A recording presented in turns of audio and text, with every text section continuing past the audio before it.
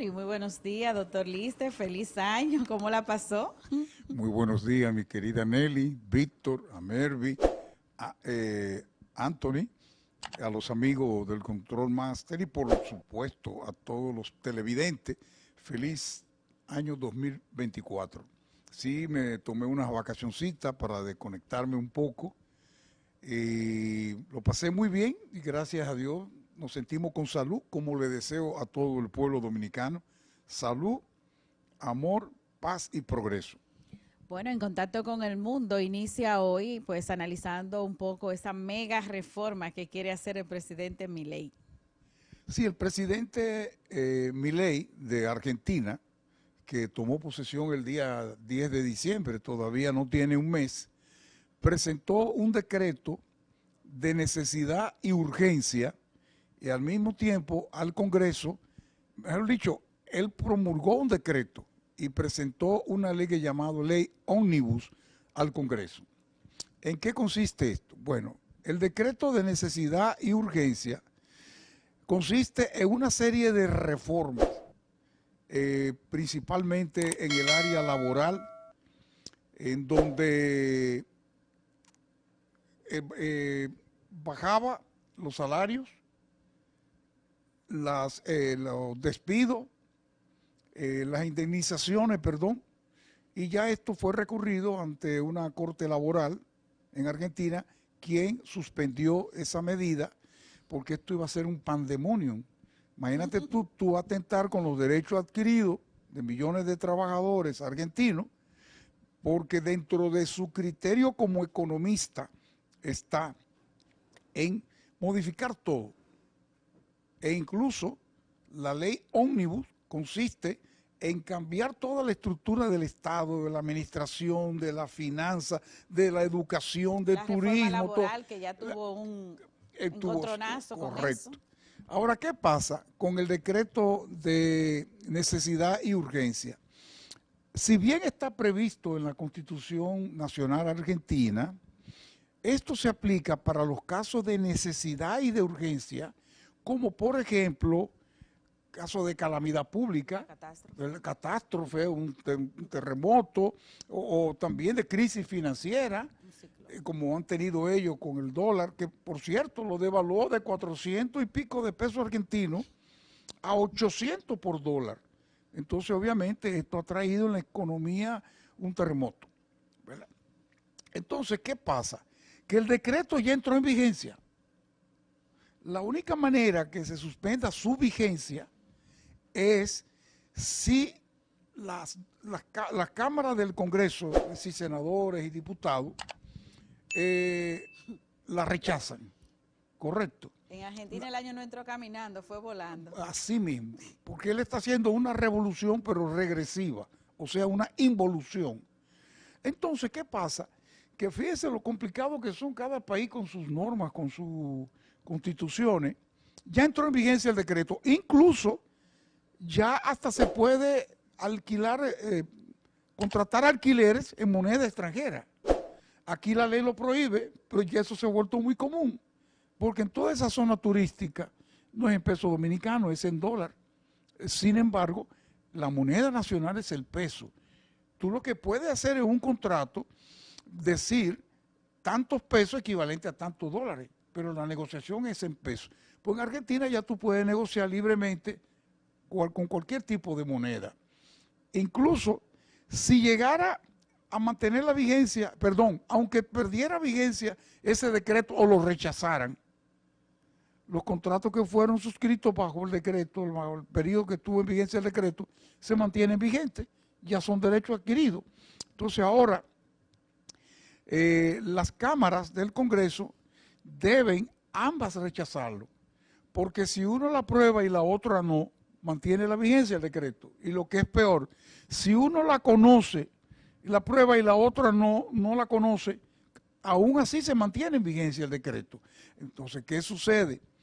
Que obviamente esto es un terremoto lo que está pasando en Argentina, en donde todo el mundo anda loco y sin idea porque no saben a qué atenerse en cuanto a la seguridad jurídica.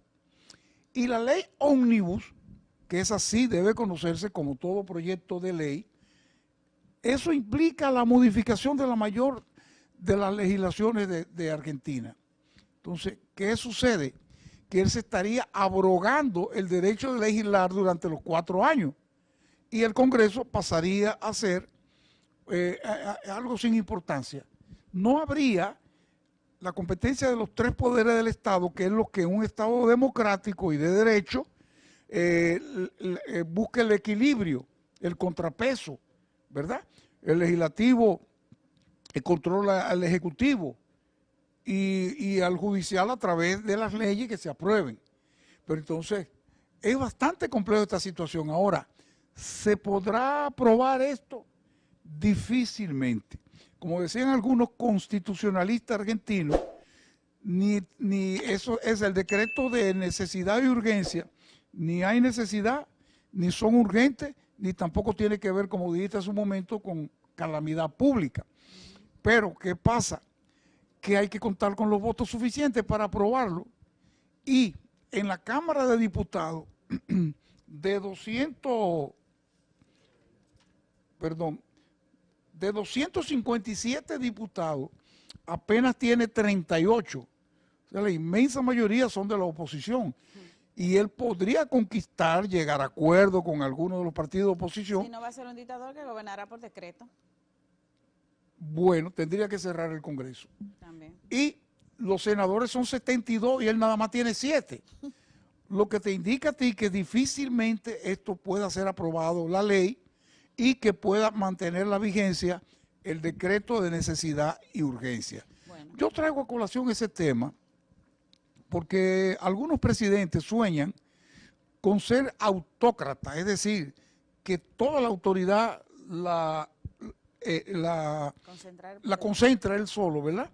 Y obviamente deja a un lado los demás poderes del Estado y eso sería sumamente peligroso. Entonces llamamos la atención en ese sentido, viéndonos en el espejo de Argentina, y además esto atentaría contra la paz social, que por cierto ya ha sido muy diezmada. Y óyeme lo mejor, tan pronto dictó ese decreto, se convocaron a protesta frente al Palacio Nacional, de la Casa de la Moneda, como le llaman allá, no mentira, la moneda en Chile, la Casa Rosada, que es el Palacio Nacional, inmediatamente advirtió que los que reciben ayudas sociales, entiéndase bonos, cualquier tipo de ayuda por ser gente pobre, si participan en la protesta, inmediatamente le cancelan eso. O sea que no hay ni siquiera el derecho a disentir. Obviamente esto lo habíamos nosotros anunciado cuando él era candidato apenas, y acuérdate que él quedó en segundo lugar en la primera ronda. Sin embargo, logró un acuerdo con el partido de Macri y le ganó al peronismo, crisismo, de la expresidenta y ex vicepresidenta de Argentina, y lo que logró fue concentrar toda esa malquerencia. Es más, votaron más que por él en contra de los otros. Así es, doctor, vamos a pasar a otro tema. Sabemos que este será un año de mucha incertidumbre para Argentina y también que Milei se ha convertido en tendencia en las redes sociales y mucha gente lo va a seguir por todas sus ocurrencias, planificada o no planificada. Vamos, señores, a ver 3 años del Capitolio. 3 años del asalto al Capitolio. Del asalto al Capitolio. Sí, sí.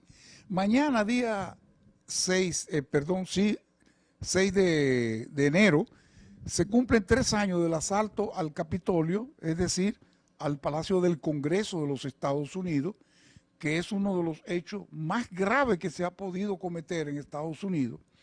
Y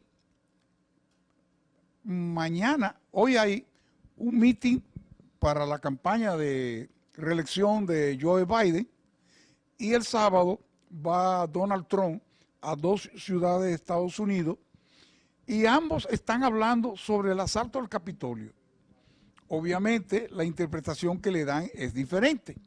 Entonces, Joe Biden dice que eso fue un atentado a la democracia de los Estados Unidos, que nunca antes se había presentado algo así, que eso fue una rebelión y que, por lo tanto, deben ser castigados tanto los autores materiales como los autores intelectuales, y que no le cabe a Joe Biden la más mínima sospecha de que el autor intelectual, el que lo impulsó a que hiciera esto, fue Donald Trump.